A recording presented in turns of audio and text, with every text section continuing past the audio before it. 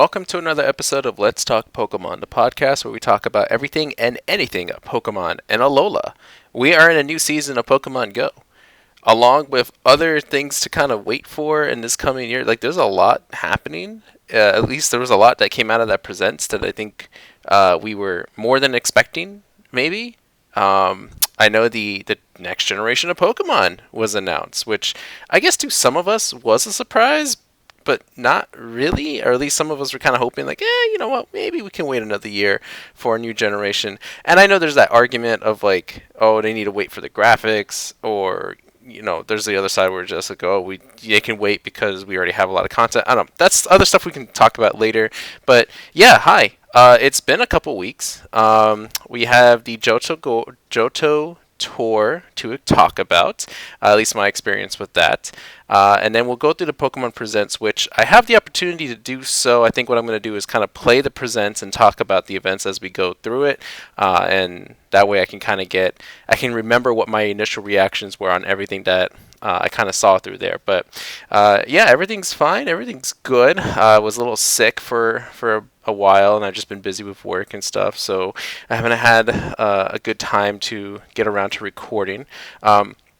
I have noticed, though, we're going to kind of segue a little bit here, a little bit of an influx of subscribers on my YouTube channel, but not for any of my podcast episodes, which, surprisingly enough, it's for my Pokedex binder that this was a video I recorded a couple years ago, where my plan, and it's still on plan right now, like, it's still ongoing, it's a continuing project where I'm creating a card binder, and it's the Pokedex. So every Pokemon has their slot in the Pokedex number, and if there is a full art card for that Pokemon, I would put that, you know, card in that slot. Not like a regular rare or holo rare or whatever. It's just gonna, if it's a full art, it goes right there. If it's not, you know, we'll see what I guess maybe my favorite card of that Pokemon that I can find.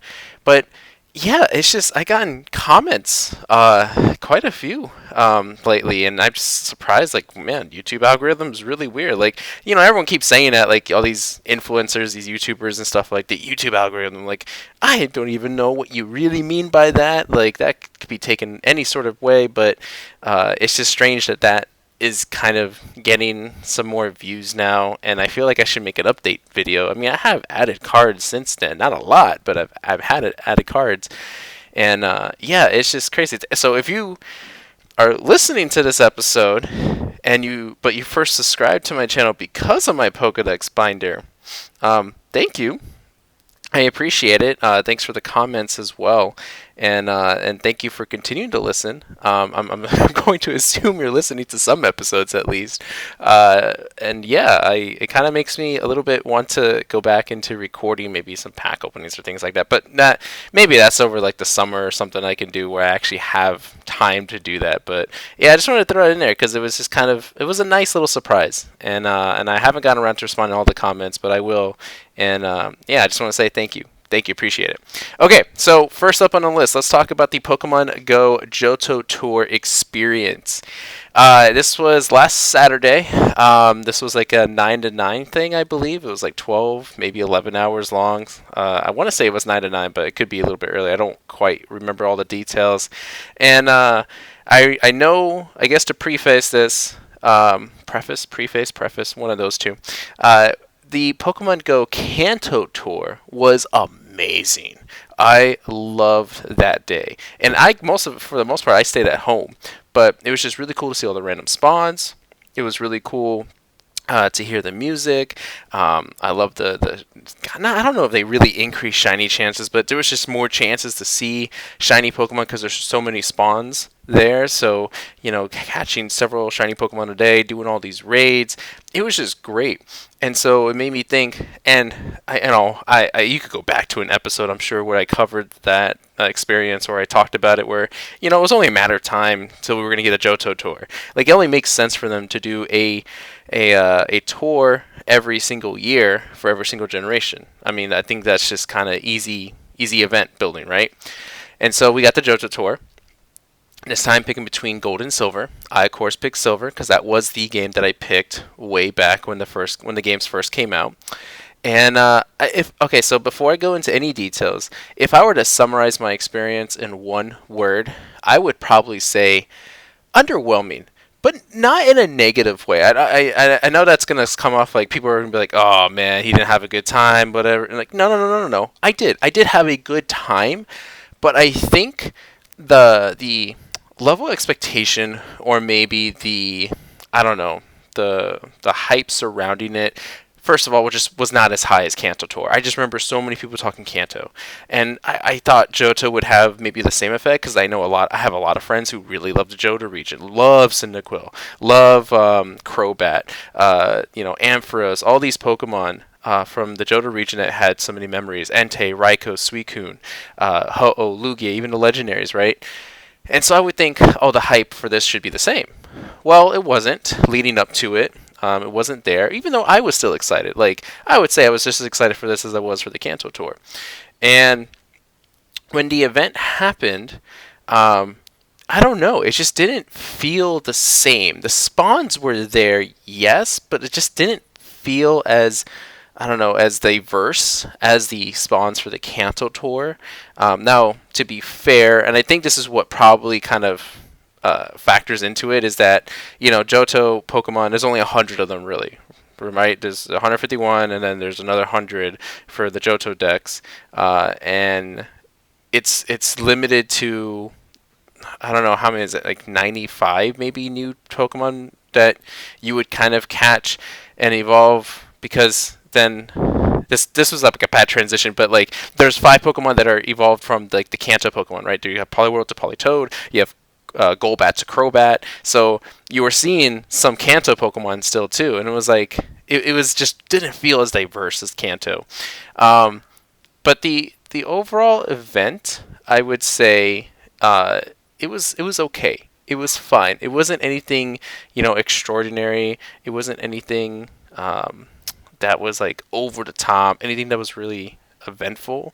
Even catching like Celebi wasn't even that, like, didn't feel that great. Well, for starters, we also got like 2 Celebis. They gave us 1 Celebi before, and then they gave us a shiny Celebi. So catching Celebi again was like, okay, here's our 3rd one, I guess. 3rd? 2nd? I'm pretty sure it's our 3rd one. But even catching Ho-Oh and Lugia, I mean, they have overused these 2 legendary Pokemon so many times that to the point where it's not exciting anymore to see Lugia Ho. Like, yeah, they're cool. I love Lugia. I love Ho-Oh. But, like, to raid them, it's kind of like, I don't really need to raid these guys. The only raids I did do were the Ho-Oh raids, and that's because I don't have a shiny Ho-Oh. I have a shiny Lugia. I just don't have a shiny Ho-Oh, so it made sense for me to keep doing those. The collection challenges felt a little bit easier, I guess, but maybe because I already knew what was going on, like I knew what to expect. It's like, okay, drop that incense, keep just waiting for that rare spawn, it'll pop up.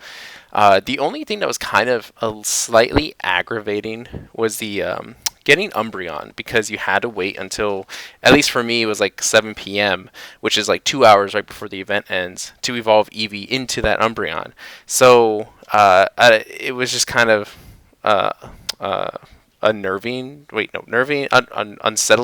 because it's like, okay, well, I know I had to do this, and am I gonna be able to finish everything else in time? Which I was able to. I got all my collection challenges except for the battle ones, which I didn't care for, and I'm a little upset that there was a collection challenge to it. Not that it should matter, because who cares if I don't do battle? Why am I gonna go for the battling collection challenge? But it's just like a medal that I didn't get because it just wasn't for me, and it's just like I hate seeing that number of like, you collected 31 medals, and it's like, well, everyone else has like 32, so I missed out.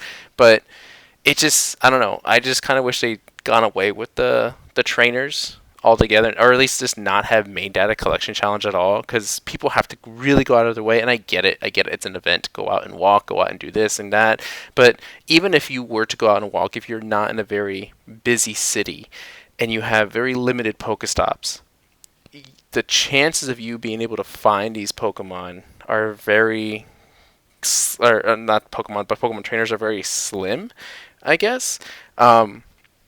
And then even then, like, what if you're not really prepared to battle them? Although I'm sure they made them easy. I don't know, because I didn't battle a single one. So, I don't know. It was just, I guess there was just more little nuances, more little, not like over the top frustrating things, but just kind of like, like someone's like poking you. It's like, hey, hey. And I was like, wait, stop, please. I'm just trying to catch my Pokemon. Leave me be. I think that's what it was. Was it worth the $15? I would say yes. I know I said that hesitantly, and I'm just trying to think. Okay, what do I get? Like, right? I get the Celebi, I get the Lugia raids, I get the Ho-Oh raids, all these things, items, Pokemon collection challenges. I would still say yes. It's worth the $15. But you would have to definitely make sure that you plan like an event day for that.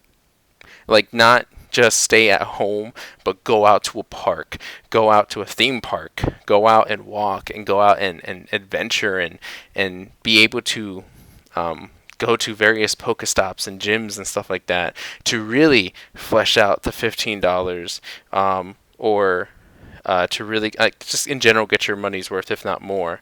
So that's the only thing I would recommend, probably, and maybe that's something I would do for the Hoenn event, which I'm sure we'll get a Hoenn tour. It's like almost inevitable at this point. Like, they're gonna give us a Hoenn tour.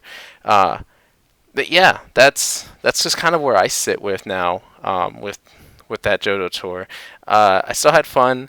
I still, enjoyed listening to a couple of the tracks, because I don't think I've been listening to all three. There were supposed to be three remix tracks by Masuda, but I don't think I heard all three, and I can't quite remember what were the three that were supposed to be done. So, that part wasn't that memorable, but you let me know how your Johto tour was, if it was any different, it was worse, it was better, if you thought it was worth the 15. I almost want to say, did we pay $5 for the Kanto tour? Or was that Go Fest that I'm thinking about? I just remember one of them being like discounted, because it was Go Fest, because it was supposed to be like a $5. It was their 5th anniversary, so never mind, not Kanto tour. But yeah, I'm not sure yet about how this Shadow Apex thing is really gonna work out. It kind of seems like a bit of not a scam, but just like lazy reward incentivizing, I guess. Like, oh, it's got Aero Blast plus. It's really, you couldn't come up with maybe a different name for it, something that's unique to just Pokemon Go, and not necessarily just using what's already established and just adding a symbol next to it. Like, it just seems slightly lazy, and I don't know if it's worth the shadow. Like, I almost want to say if it's near perfect IVs, then it would be worth it. But like, right, what if you get there and the IVs for it? And this really only pertains to battling, right? Because for casual collector, who really cares? But like, the IVs are like really low and trash. Like, who's gonna care then? Like, what? Why is that worth it? I don't know. That's just my thoughts on that Shadow Apex research thing. And I am going to take my sweet time with it, because I really don't care for the shadow versions of these Pokemon. But yeah, okay, so we are in a new season of Go, which we'll bring up here in just a second when we go through Presents. But this is then the next day, right? We get finally the Pokemon Presents, which they announced this on Saturday or Friday. I can't remember. It was one of those 2 days. But it was like, again, one of those like last minute kind of things. It's like, hey, stay tuned in like 5 hours. Here's your Pokemon Presents. Not obviously that quick, but still. Apparently there was supposed to be a lot of marketing. Now, to make sure that there's no confusion or miscommunication, from my understanding and from what I heard from other podcasts and other YouTubers, that there was a press release that was sent out from the Pokemon Company stating that because of what is going on in the world, especially with Ukraine and that war happening, that they significantly reduced a lot of the promotion for the Pokemon Presents. They couldn't. I'm sure they could have postponed it, maybe, but they said they couldn't. It was all pre-recorded. It was all already planned, and I get it. I think they need to kind of stick to that. That's fine, but I think they made the right call of like not significantly promoting this. I think they were probably intending it to be something much, much bigger, probably leading up to it. Because there was that. I think there was a Japanese tweet that came out, like the poster showing like each day leading up to Pokemon Presents, there was going to be a new announcement about one of the games or something like that. Sword and Shield, Unite, Cafe Mix, and all that stuff.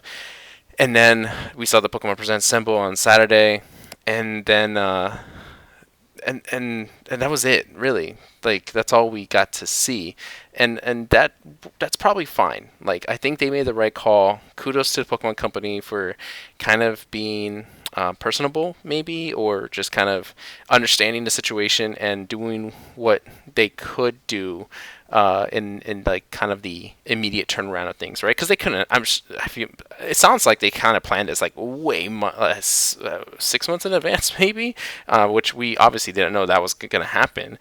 And so when it did come up, it was like, oh well, you know what?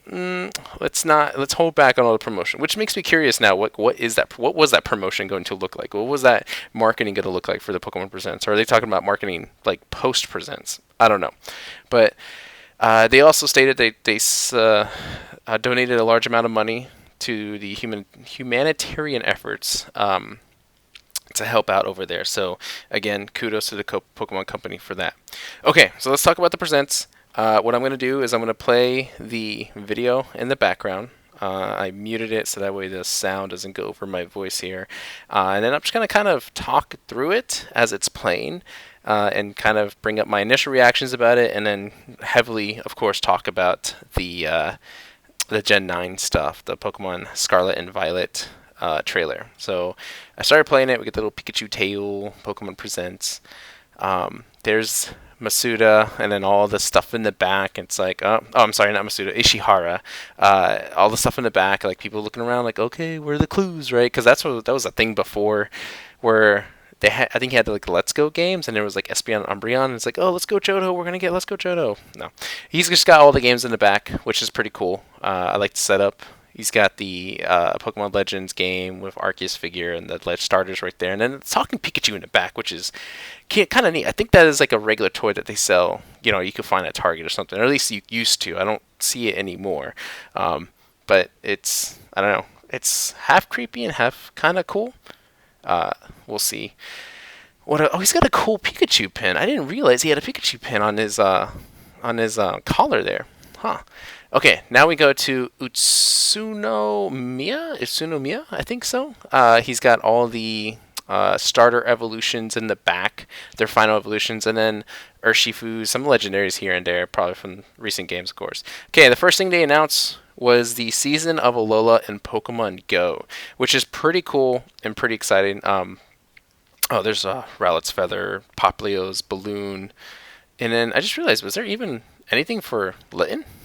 I mean, I guess there's really no. Oh, I think they started with like some fire, maybe. So yeah, Pokemon Go is in the season of Alola. I'm gonna pause it here because let's go off the Pokemon Go live website to look at some of this stuff. Welcome to the season of Alola, which is spanning until June 1st. So it started at the beginning of March. It's gonna end on June 1st. So leading us into the summer months, and they have introduced Yungoos, Pikapek, Rowlet, Litten, Poplio, Rockruff, Jangmo-o, and of course their corresponding evolutions, all into Pokemon Go. Except there is one evolution that's kind of missing, because we did get Rockruff, and you can evolve it into Midnight form Lycanroc and Midday form Lycanroc, but there's no Dusk form Lycanroc. So it makes me think that they're going to make that into a particular event, probably. Maybe Rockruff will get his own event, or maybe a community day, although that might be slightly odd, would it? Nah, I don't know. Their community day with March is actually a little weird now, too. So I think, let me just make sure. Oh, Comfey is also released as well, but that's only appearing in Hawaii. So unfortunately, the rest of us here outside of Hawaii can't get that. Shiny forms, you can get shiny Rockruff and shiny Yungoos as well. So those are possibilities. And then as far as raids go, Rockruff is the only is it? Yeah, eggs and raids are the only ways you can get Rockruff. Can't find it in the wild. But also in raids, you will get Tapu Koko, which has increasingly, like, I don't know, like, throughout the last couple years, Tapu Koko has become, like, I think my favorite electric Pokemon. My favorite electric type Pokemon. I just like this design. I like its, like, personality, its behavior. I love the card in the TCG. I built a couple decks around Tapu Koko, and that's probably what has grown, like, made my love for Tapu Koko grown.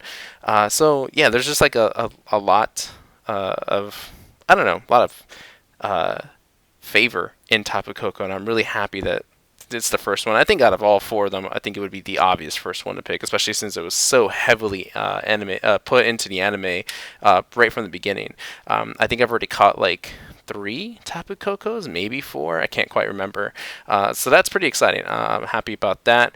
Trying to think what else. Oh, they are doing special research for each month, it looks like. March 1st, no, two. Okay, so we have March 1st, March 22nd. March 22nd is the Akala Island Special Research.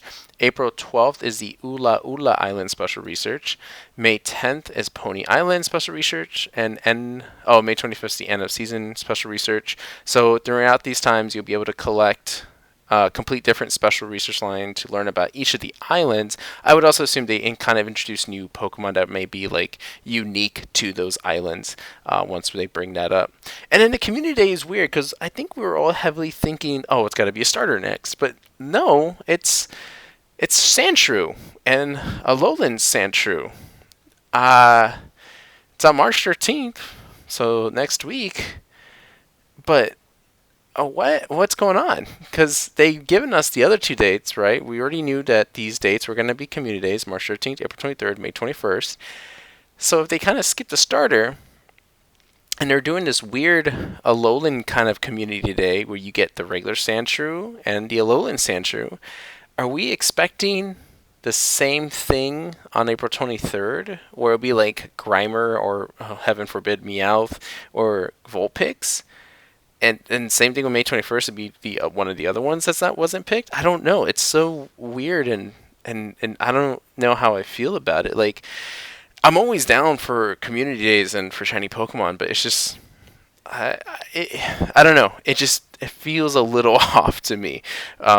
But we'll see what happens. I don't know how many people are complaining about it. I mean, I think I already have a shiny Sandshrew, but I'm always down to get some more, especially because I need a shiny Sandslash, and then I don't have a shiny Alolan Sandshrew and Alolan Sandslash. So I'll be looking forward to that. That's a lot of like, I'm just getting all confused there now. But yeah, Season of Alola. So fun stuff to look forward to. All right, let's go ahead and continue the Pokemon Presents. They were talking about how there was Alolan Executors appearing in the wild leading up to it, because I think it was like, what, two days before? So there's that. And then what do we have next? Is it Cafe Mix? Oh no, it's EX, Pokemon Masters EX. So we finally get the reveal of the other sync pairs. We knew May and Latias was going to be one of them, but then they finally show us, what is it?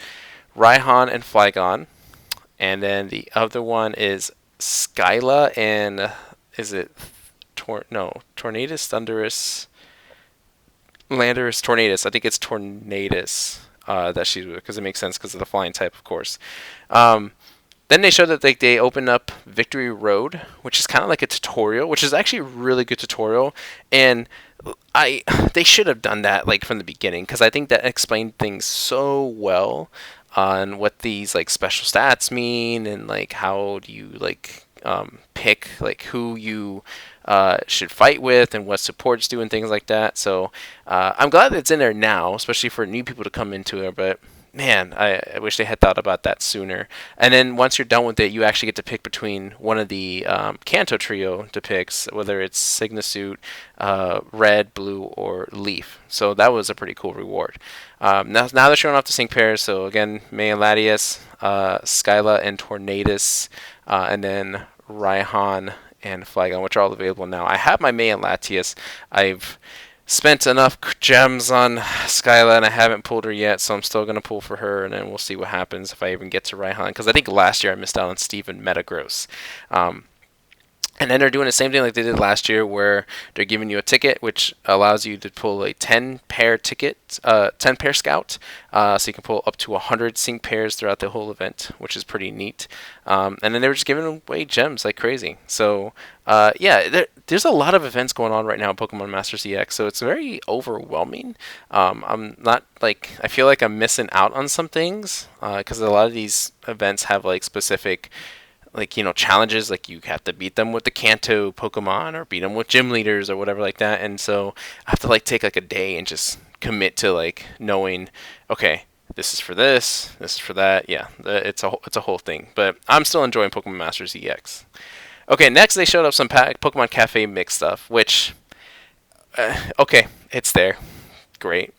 The only thing that it was in this little announcement that made me slightly consider going back to this game is the opportunity to get a shiny Piplup. But I still have not opened the game, so that apparently that was not enough. I don't know what to make of it. I can't really speak of this game. Like, please tell me, let me know what your thoughts are on Pokemon Cafe Mix if you're enjoying it. Uh, like, what is your day-to-day routine? Like, do you have a consistent routine? Like, you have to go in and complete 5 events or something like that. I don't even know how that works. So, because every other game like Pokemon Go has, like, specific things day by day. You have to catch a Pokemon, spin a Pokestop, do a special research or whatever. Not a special research, field research. So I'm wondering if Cafe Mix has something similar to that. But yeah, oh, there's the shiny Piplup, which is adorable, but still not enough for me to go back to it. Okay. Pelipper flying off. I guess there's like this sort of randomized thing, pickup delivery. I guess that's sort of like the gotcha aspect to the game. Kind of like your ticket scouts, like your Poke Scouts or whatever from Masters EX. Um, Okay, now we're switching to Unite. That's right, Pokemon Unite, which I'm still having a blast playing when I do. The battle season, the Frontier Battle Pass or whatever, is kind of ending, I think, next week. They did bring in Aegislash. Man, how do you pronounce that name? Aegislash. I'm pretty sure that's the proper pronunciation for it. Which I did buy, which was kind of fun to play. I like trying him out every once in a while and trying to get used to him. But yeah, they introduced Hoopa now into this game, and it's really like bizarre because as Hoopa, you can actually warp your teammates to various points, and I've seen them all. I've seen people warp it to like what is it? Dreadnought. I've seen people warp it to like the other enemies' goals, like at the end of the game, like towards the end, so that way they just score right away. And I don't know. It's kind of cool. I just don't know if I have the brain capacity to use it. Like maybe it is simple, but to me, I'm just like, I just rather pick my Blastoise and just let me defend the goals and stuff. But they also have unleashed like all the licenses, meaning that you can like play with anybody for like a limited time, which is kind of neat. Gets to let you try out some new characters that you had questions about before, and then if you wanted to, you could just buy it right after the event or at the end of the event, so that we get to keep the license for it. And then they teased it at the very, very end, the next character to be released, which is going to be Duraludon. Now, the attacks they showed and stuff wasn't all that exciting. I think maybe they were holding back just a little bit. I don't know. It looks like it's using Stealth Rock. I'm not sure what the other attack was, but we'll see what comes out of that one. I'll be looking forward to it. Like I said, I still like playing Pokemon Unite. I think it's still a good game. It's definitely not for... I don't know. It's hard to get competitive with it because I kind of just like casual play. The ranking system just stresses me out. We do get an update for BDSP, which they brought Shaman into this. You get Professor Oak's letter. Then you get to go to that flower garden and get Shaman. Yay! I haven't touched BDSP since I beat Cynthia eons ago. It feels like I haven't logged in yet because I think you have until March 27th to get the letter from Mystery Gift. Because as soon as you get the letter, you can go any time after that to get to catch the Shaman or the chance to catch a Shaman. But yeah, I maybe eventually I will. I guess I will try my chances at trying to shiny hunt this thing. I don't know. It's going to take a lot of motivation for me to even open up BDSP again. Next up, we get an update for Pokemon Legends Arceus, which they have brought in massive mass outbreaks. So, in this case, there are chances where a rainstorm will happen in an area, and in that rainstorm, you'll see several, almost like a dozen mass outbreaks happen. And they're all question mark. You don't know what they are. Throughout the storyline, though, you'll find out that you have to feed or spend 5 aguave berries, I think they're called, to unveil what all these outbreaks are, who they are. And now there's certain special ones. So if they're marked with like a little fruit symbol, that means you get a chance to get one of those special berries that you would need to pay to unveil all these things. You just get quick pause. Sorry for this weird edit. I had finished recording like the whole episode on my computer, and then when I stopped it to go through the edits, like the last, I don't know, quarter of my video of my recording, I should say, sorry, my audio recording was gone. It wasn't there. And when I was playing back some of it to see where it cut off, it was like during this part, the explanation of the massive mass outbreaks, which is exhausting because I literally had a whole conversation about Gen 9 and, went through the whole Pokedex trivia, and it was all gone. So sorry for this weird edit, but I'm going to try to pick up where I left off. So we were talking about massive mass outbreaks, and we were talking about the different symbols, which I already covered the berry one.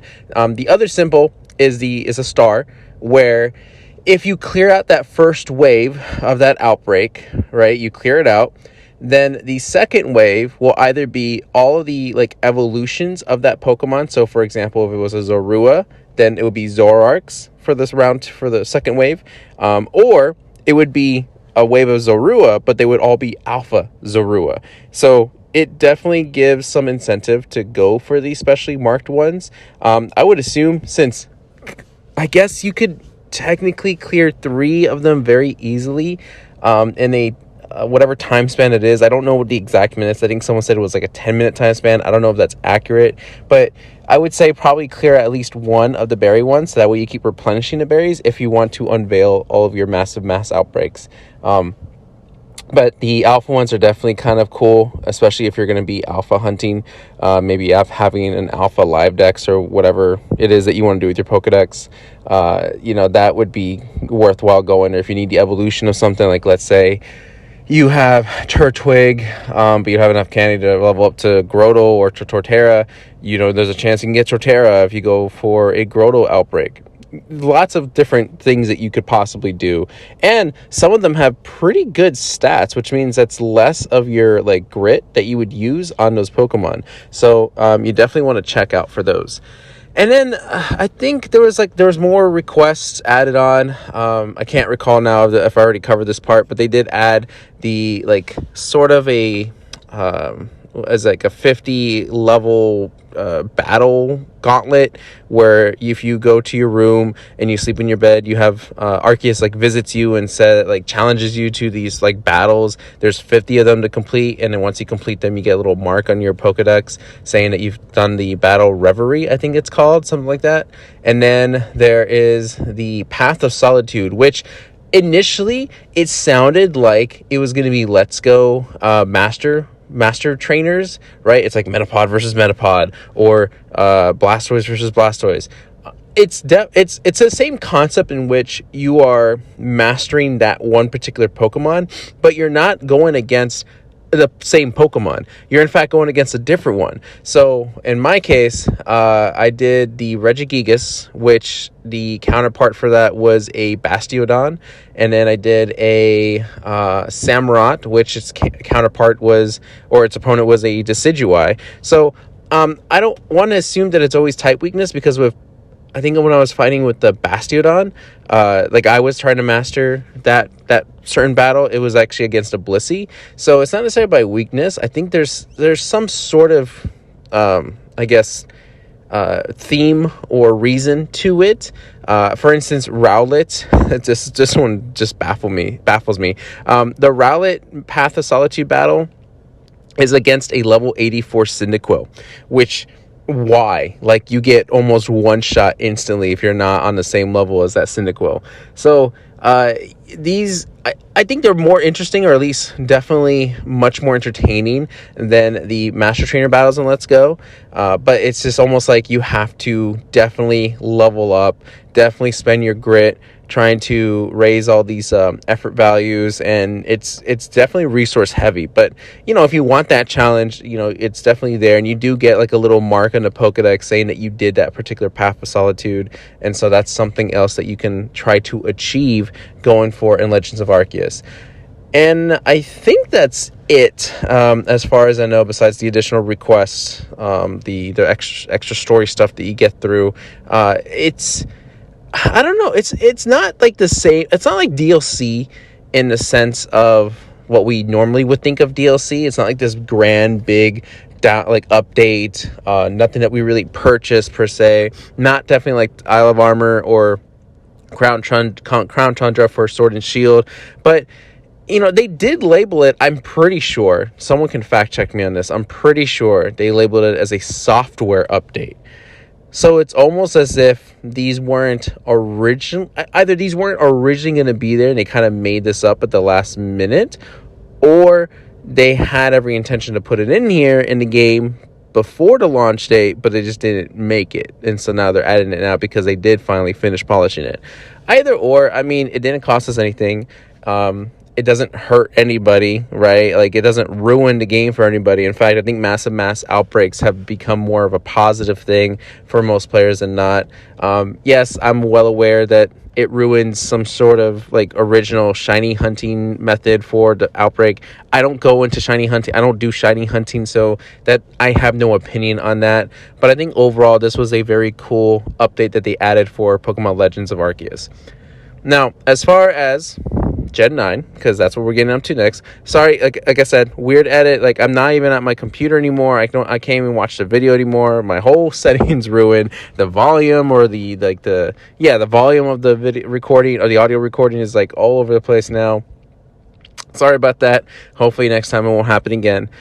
So if I recall correctly, the Gen 9 teaser trailer starts off with the security card that is going up an escalator. Now, initially, like, throughout the whole beginning part where he's going up the escalator down the hallway to the open door where there's, like, some light coming from it, I was thinking, it's got to be Detective Pikachu 2, right? They announced that game, like, almost 4 or 5 years ago. It's got to be some sort of teaser trailer for that. They got to introduce this game soon. And then the symbol or the sign for Game Freak came up, and I thought, well, that's weird. Like, Game Freak isn't working on Detective Pikachu 2. We know it's from a different company, so why is Game Freak being presented here? And I initially thought, could be a Gen 9 game, but for me personally, I can't speak for like popular opinion, although I kind of expressed my point of view on it. I personally just did not. It's not like I'm not excited for Gen 9. It's just that I have so much Pokemon to play. I'm okay waiting for Gen 9. Like, I have enough Legends of Arceus content to go through. I love that game, and I want to try to perfect everything in that game, and I'm going to try to. So I have, like, my time fulfilled there. I have Pokemon Unite that I still want to play. I have Pokemon Go, Pokemon Masters EX. There's also Sword and Shield that I could still go back and finish the Crown Tundra stuff. So there is plenty of Pokemon things for me to do. So I initially was not thinking Gen 9. I was just like, oh, let's see what cool game this is going to be. Then the security card goes into the room. Everything's like old-fashioned stuff. You got some like definitely hidden symbols in there. Like, it was really weird that they focused on like the clock and like this one symbol on this, I think was blanket or something. And then there's like some fruits laying around, and there's like these emblems on the outside of the door. Like, there was definitely a lot of hidden meaning in this. And then the security guard turns around, sees that there's this TV screen on, and then it zooms in, and then we get gameplay footage. And initially, what caught my attention was just how vibrant the colors are. Like, it is such a beautiful looking game. Like, the scenery, the Pokemon. Like, I thought Sword and Shield was beautiful. This one kicks it up a notch, and you have just so many bright colors happening on these landscapes that they're showing you.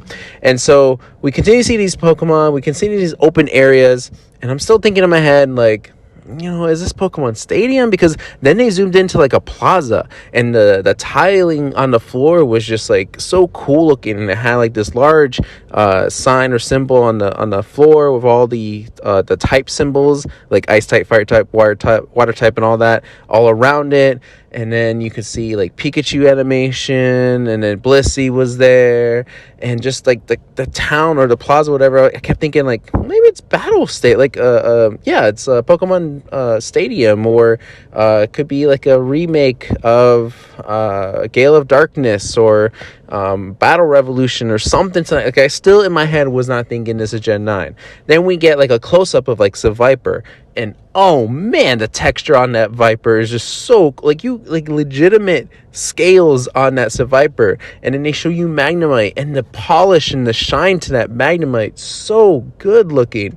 And then we get the house, and it was at that point I was like, this is Gen 9? Question mark, because I was still like a little doubtful. I was like, no way. And the person's going up the stairs, passes their TV, passes like the switch, and I'm like, oh, this is Gen 9.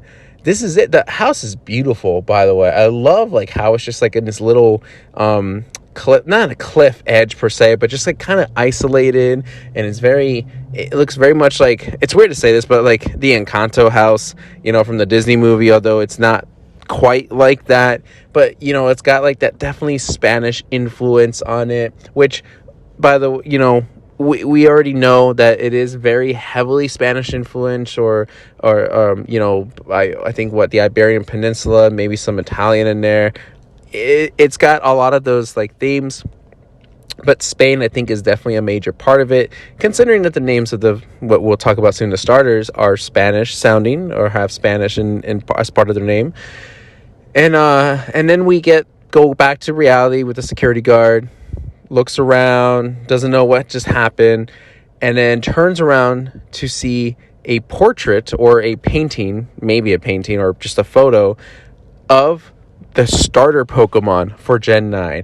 They revealed starter Pokemon already right off the bat.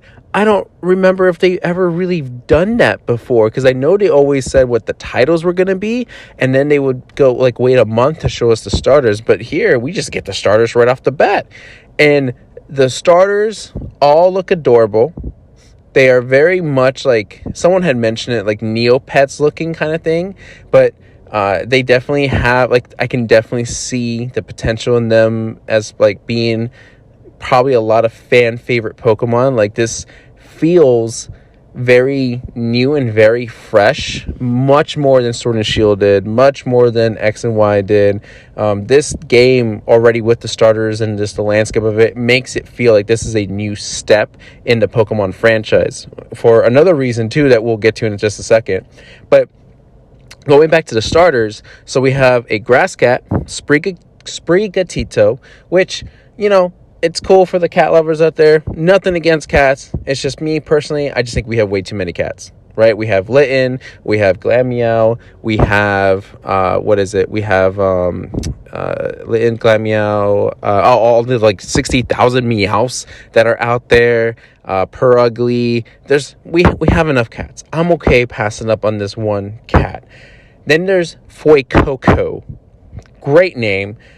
Definitely chili pepper looking, because if you got to think about it, right? Fire type, spicy, Spain.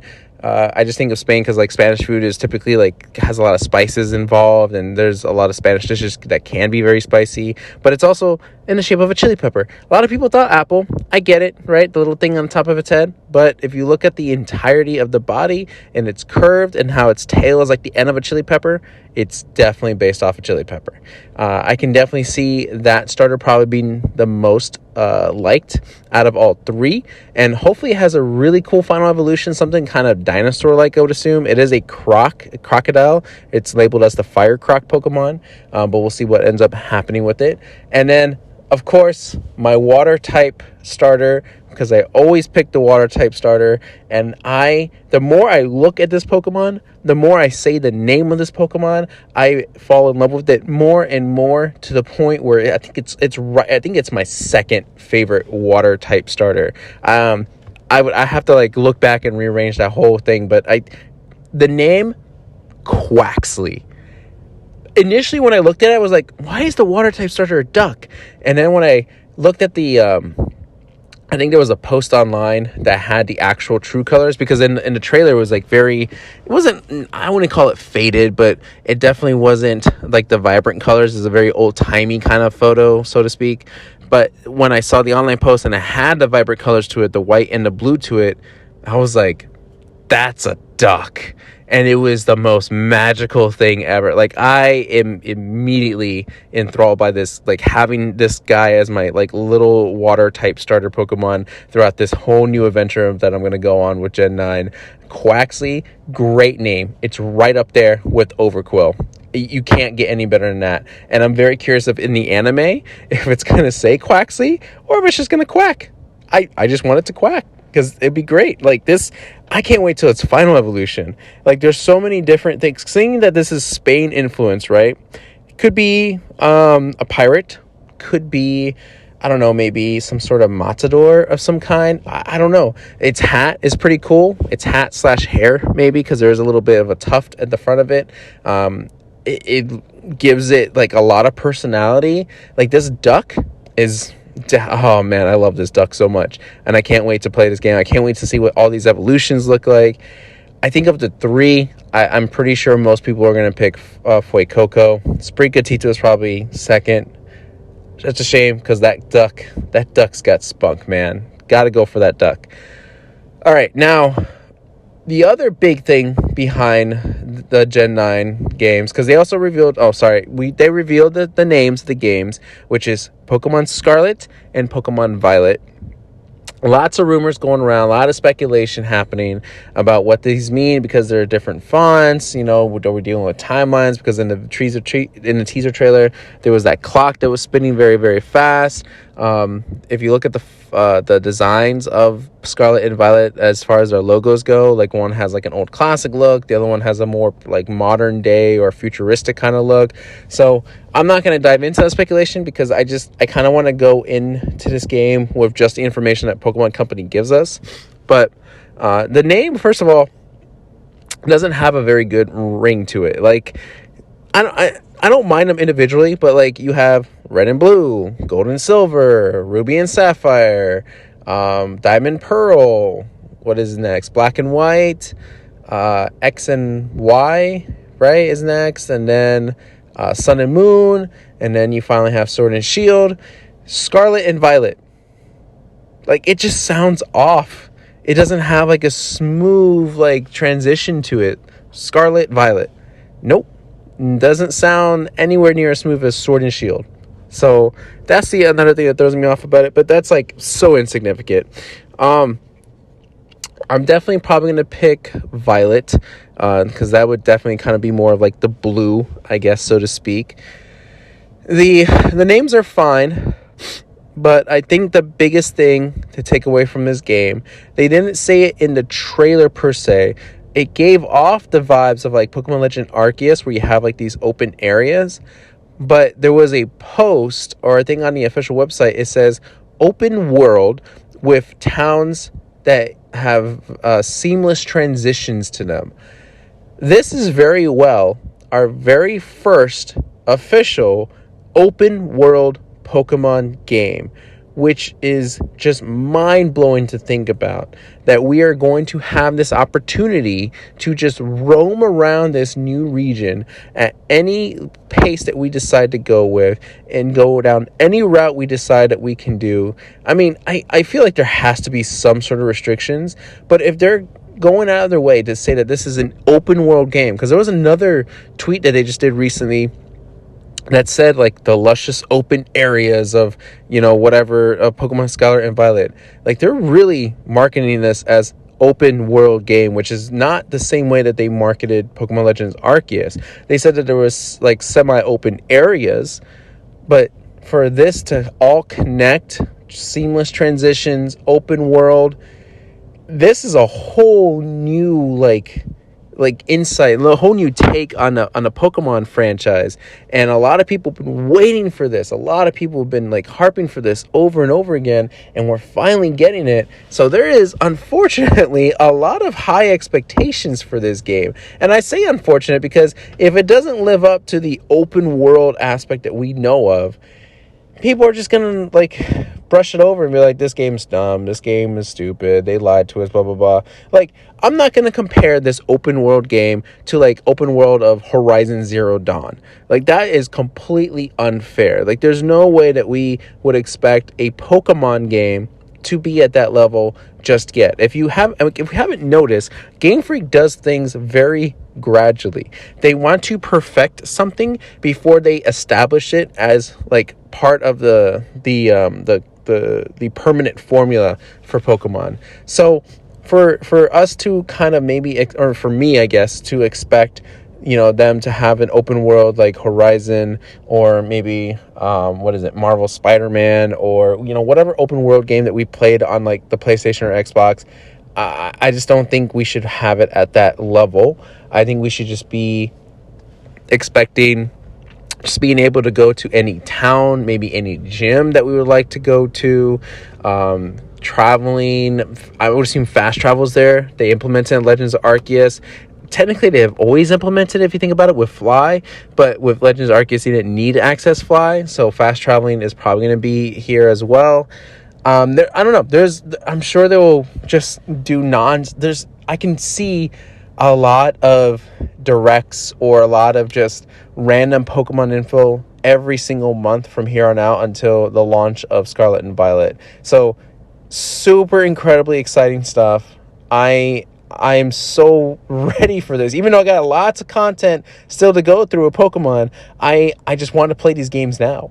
And we only got a teaser trailer for it. We didn't even get a full trailer. No other sort of direct for it. It was just tacked on like the last 5 minutes of the Pokémon Presents, and that was it. And already, I want to play this game so much. Not just because it's a Pokemon game, but because of everything, the potential for this Pokemon game to be. So I hope you're looking forward to it. I know a lot of social media posts online are already kind of clamoring about it, like giving a lot of high praise, and hopefully that hype still continues through.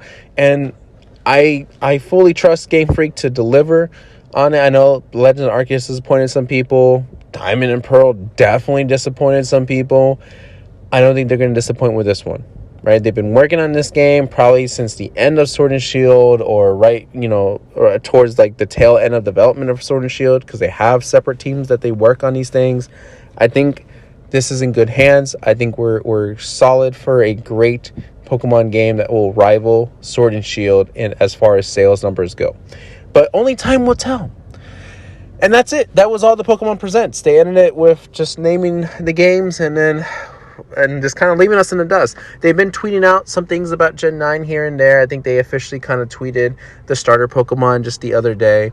So we're slowly getting new information about Scarlet and Violet, and hopefully it just doesn't stop and it keeps going.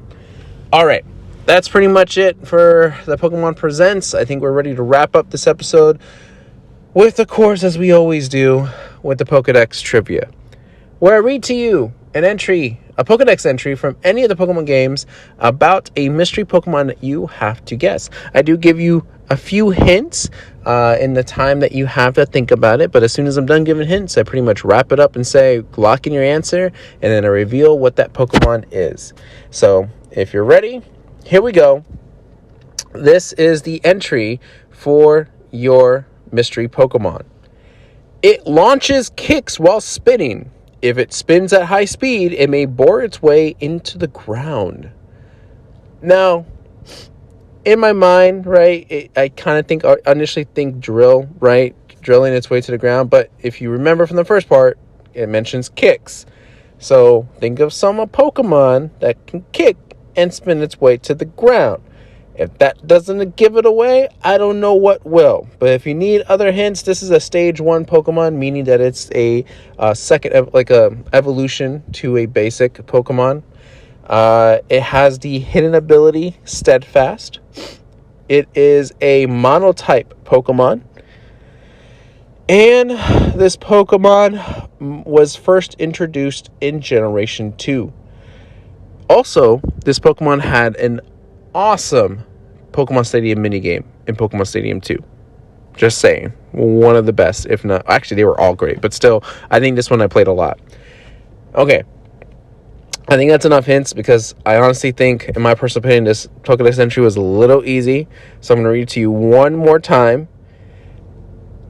It launches kicks while spinning. If it spins at high speed, it may bore its way into the ground. All right, lock in your answer, lock in your guess, whatever it could be, whatever you think it is. Here we go. The answer is none other than number 237, Hitmontop, the handstand Pokemon. The kick, the spinning, like that's the only Pokemon that comes to my head when I think of spinning kick. Like, I'm sure there are other Pokemon that can do spin kicks, Hitmonlee, but spinning and kicking very much seems like a Hitmontop kind of thing. Okay, Hitmontop, not that bad of a Pokemon. Like I said, had a great Pokemon 2 Stadium mini game, right? You have like 5 Hitmontops that are crashing, crashing into each other. You have to knock out your buddies out of the arena and be the last Hitmontop standing. Awesome mini game. I don't think it's that great of a fighter. It is one of those weird, like, Tyrogue. Okay, so to get this Pokemon, right, you had to evolve a Tyrogue at level 20, but its attack and defense have to equal each other out, which, if there weren't data miners, if there weren't people that knew inside information about this, if there's no strategy guide behind this game, who would have thought to have done that? Because then in order to get like Hitmonlee and Hitmonchan, either attack or defense has to be like more than like the highest stat for Tyrogue. But to get them equal, I think it's like something you can't normally do randomly. Like you can, but I think your easiest bet, if I recall correctly, is like making sure you feed it like the certain vitamins it needs to equal themselves out. Something along those lines. But yeah, it's fine. Definitely, I think of the 3 evolutions, I almost want to say Hitmontop is my favorite. But again, I think I'm just biased because, of course, that Pokemon Stadium 2 minigame. Can't talk about it enough. Trivia. We got 3 bullet points of trivia here. Of course, all this information comes from Bulbapedia. Unlike Hitmonlee and Hitmonchan, none of Hitmontop's names in any language derive from famous people. That is true, right? Because Hitmonlee, you got Bruce Lee, Hitmonchan, Jackie Chan, Hitmontop, Carrot Top, maybe? I doubt it, obviously. Let's see. Second bullet point. Hitmontop can learn the most priority moves of all Pokemon, with 14 increased priority moves and 2 decreased priority moves. Okay, could be handy in some sort of battle, I'm sure. And then the last bullet point of info. Though Hitmontop shares the ability Steadfast with Tyrogue, a Steadfast Tyrogue cannot evolve into a Hitmontop with the same ability, as Steadfast is Tyrogue's second ability and Hitmontop's hidden ability. So then you would have to, I guess you would have to keep evolving until you get the hidden ability one? Huh, interesting. Okay. Well, that's about it for this Pokemon. I don't even know what a shiny looks like. Is there a way to check that in here? I feel like there should be, but I'm not going to spend a whole lot of time looking for it. It's, like I said, it's an okay Pokemon. I definitely think it sticks out as among the Johto Pokemon as definitely being unique. The design is very cool. I do like that it's always spinning on its head and kicking. Of the 3, definitely probably my favorite one. But I think that's all I can really say about it. Nothing like that gets me really excited, but nothing like disappointing at all either. Okay, well, that just about wraps up this episode. Again, I apologize for the weird edit.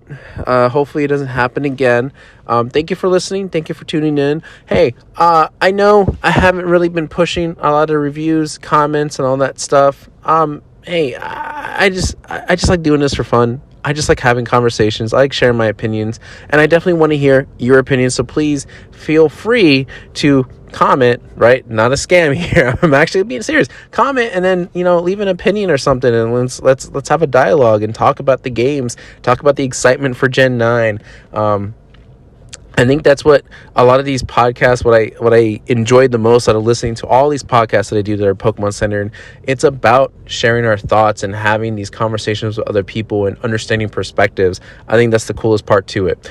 And so if you haven't noticed too, Spotify allows ways to engage the audience. So I sometimes put a poll that you can respond to, or put a question that you can respond to. And by all means, if you participate in either of those, I'll try to bring it up. If you have a question, you can post it on there, and reply to my question I post there. I'll say it in the next episode. That'd be kind of cool to share out the information with you guys. And if you want to follow me on social media, you can follow me on Twitter and Instagram at SpartanStrike07. And if you just want to listen to these episodes through YouTube, maybe because that's your ideal way of listening to podcasts, then you can find the YouTube channel at Spartan. It's still Spartan Strike 07, I believe. It's just my standard username. It's not the podcast name. I don't know if I ever plan on separating it, the podcast, to its own YouTube channel. I doubt it. But speaking of YouTube, again, I also want to say thank you 1,000 more times for all you new recent subscribers that came from my binder collection video, or at least I would assume my binder collection video, because I'm getting a lot more comments on it recently. But I appreciate it. Thank you for taking that time to subscribe, and hopefully you're listening to these episodes, and thank you for tuning in on those. That wraps it up. That's it. I'm out. I'm done. Thank you, everyone. Looking forward to talking to you next time, where we can talk about everything and everything. Anything and everything? Anything and everything Pokemon.